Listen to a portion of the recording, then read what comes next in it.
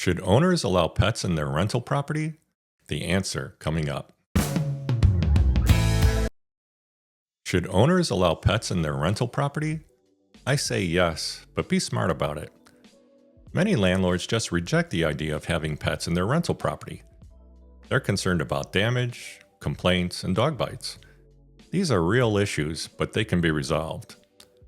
But why even bother with pets? Why not just avoid the potential problems? Here's why. Pet owners make up the majority of renters. According to data from the American Pet Products Association, 71% of U.S. households own a pet. If you have a rental property and don't accept pets, you're eliminating over half the market, and the property may sit on the market for a while. Here's another fact. According to Pet Screening, allowing pets increases rental applications by 40.78% and increases lease renewals by 23.4%. It's very clear. Pets are more important to renters than ever before.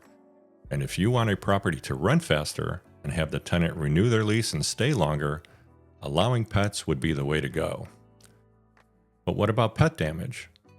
That's what pet fees and pet deposits are for. I prefer a pet fee over a pet deposit. I'm not a fan of pet deposits.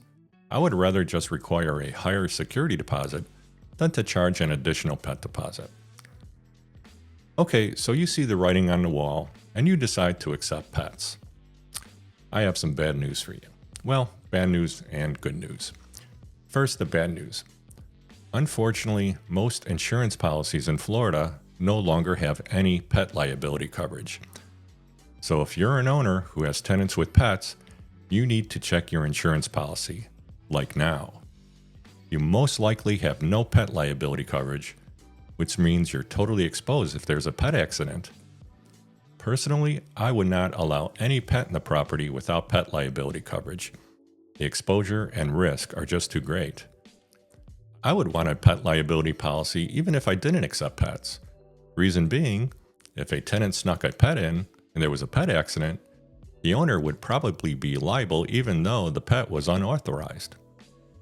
Okay, so what's the good news? The good news is owners would have pet liability coverage by having us manage your property.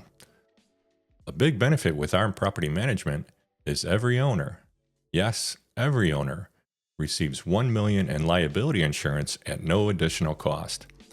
And this policy also covers pet liability. It's not available to owners, but we qualified as a property manager, and now we have this coverage to protect owners. This is so extremely important because our owners are no longer totally exposed to liability from pets or support animals.